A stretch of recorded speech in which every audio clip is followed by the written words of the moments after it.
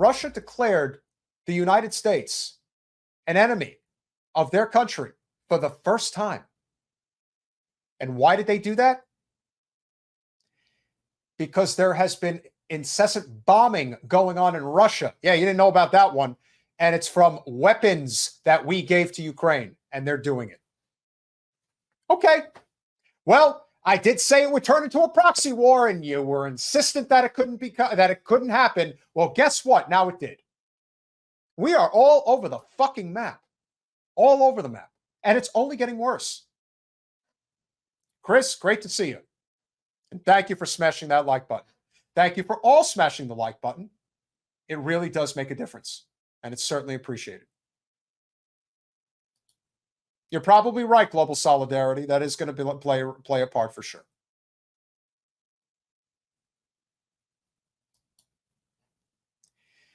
See, the thing about what Bree was doing there, David, you have to remember, is that she basically was saying, whether or not you're telling the truth, what you're basically trying to do is whitewash the reality of what your people are doing to the Palestinians. That's why she's doing it. The reason that the sexual violence, isolated incidents are being discussed ad nauseum by the Zionist movement is because they're trying to shield the criticism away from the genocide that they're committing. That's all it is. Just like the bring the hostages home. The hostages are not coming home. They're cannon fodder for endless war to commit a genocide and create an ethno-state in Israel. That's the whole point. And that's not to disrespect anybody who may have family or friends that may be a hostage. You have to stop pretending that you can't see the forest for the trees. Because a lot of people don't want to see it. They don't want to know. That's a big part. That's a big part of it. And so I absolutely despise how we do foreign policy, but remember, our foreign policy is predicated on always feeding the war machine. And just remember, despite what our other Canadian friend has to say in the chat and others have said regarding their support for Ukraine, just remember, the retaliation that Russia's going to throw at Ukraine now, and a couple 100,000 more dead Ukrainians as a result. I feel so bad for the Ukrainian people, just as I feel for the Palestinian people, because they don't want this. But you know who does? Weapons manufacturers and contractors. That's who wants it. It never ends. We don't have a say. This is a big part of the problem. The sooner we recognize that all war is bullshit, whether our people are fighting in it or not, it's a big problem.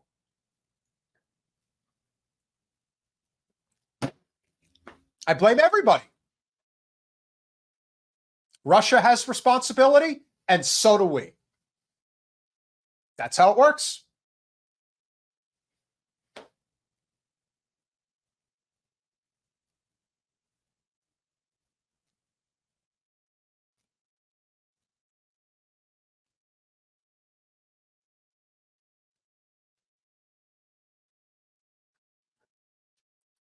Chris Garrett gets it. I hope more people will get it too.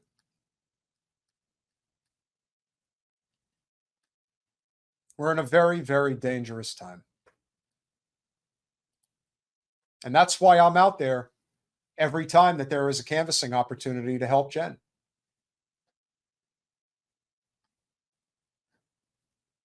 I'm not going to sit on the sideline.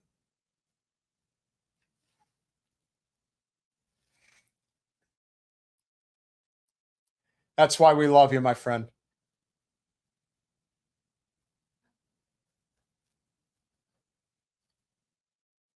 Appreciate you.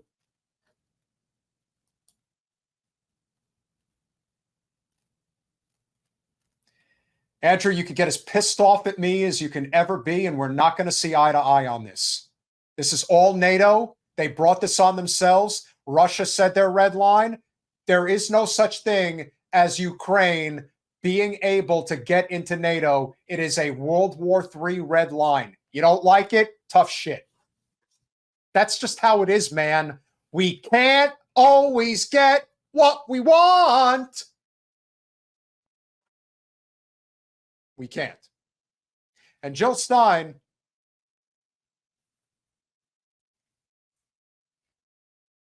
gave a fantastic interview yesterday on Status Coup. Here's somebody who, give her credit, says what needs to be said. It doesn't get any more draconian than this. And Joe Biden isn't certain that it's a war crime. And in spite of his uncertainty, he continues. You know, on one hand, he says he's going to pause a certain group of weapons, the most intensive bunker buster bombs. And then a couple days later, he's appropriating another $1 billion of weapons to continue the same assault. The man has really lost his marbles, you know, if he hadn't already. And he's essentially passed over the baton of commander-in-chief to Bibi Netanyahu, who is allowed to undertake the most aggressive acts of war, actually, against Iran by bombing the embassy of Iran in Syria. That is an act of war, and Biden basically says nothing, allowing Netanyahu to do whatever he wants to drag us into an explosive war situation, particularly with Iran. Imagine that. You know, imagine the danger that we're looking at there. You know, we've got everything going on at once. And this is the danger of having a president who is not cognitively there. Again, I don't have to agree with the rabbi. I'm just going to state my position. You have a president right now.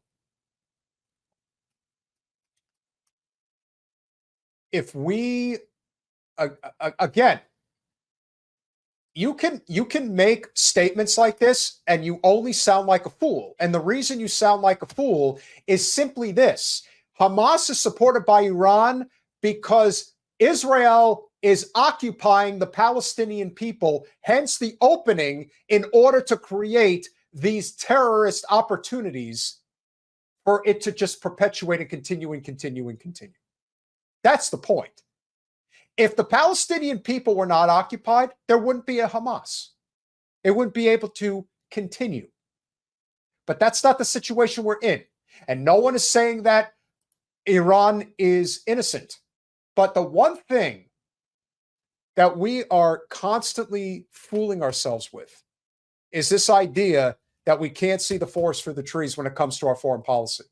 And that everything is predicated on money and power, and even more so when it comes to foreign policy because of our desire to control all of the resources on the planet. This is how things end up in Ukraine and Russia. This is how things end up in the Middle East. This is how things are going to end up in the South China Sea.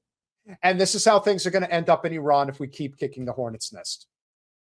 And thankfully, Jill Stein is talking about it. That's a big part of it. One action creates another action. And she is mentioning this at a time where so few others are willing to say it.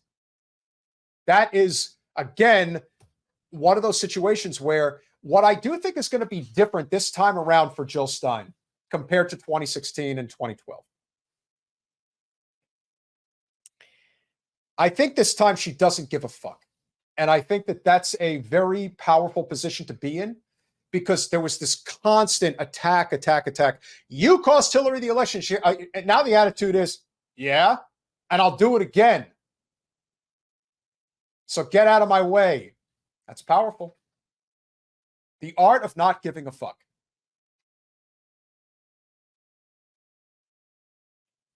That's a big thing.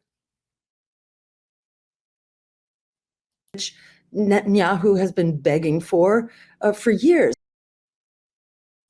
The thing that's going to be very interesting is how, if this is really going to happen, which is just incredible, Netanyahu has been charged as a war criminal by the International Criminal Court.